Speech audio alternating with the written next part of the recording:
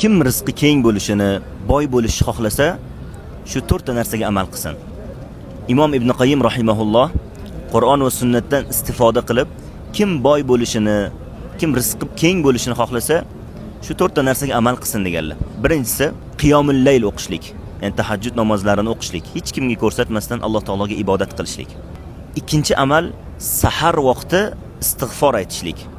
Alloh taolo sahar vaqti istig'for etuvchilarni maqtagan Qur'onda, "Val mustaghfirina bil ashar" degan. Uchinchi amal hech kimga ko'rsatmasdan sadaqalar qilishlik. Ko'p sadaqa qilishlik, hech kimga ko'rsatmasdan. To'rtinchi amal ertalabki va kechki zikrlarda bardavom bo'lishlik. Azkarus sabah val masa'da Rasululloh sallallohu alayhi vasallamdan kelgan o'sha tonggi va kechki zikrlarda doimiy bo'lishlik. Mana shu 4 ta narsaga kim amal qilsa, inshaalloh albatta rizqi keng bo'ladi, boy bo'ladi, natijasini ko'radi. Va bu sinalgan narsa. Inshaalloh sinab ko'ringlar, amal qilib ko'ringlar. Inshaalloh ko'rasizlar foydasini. Salomat bo'linglar.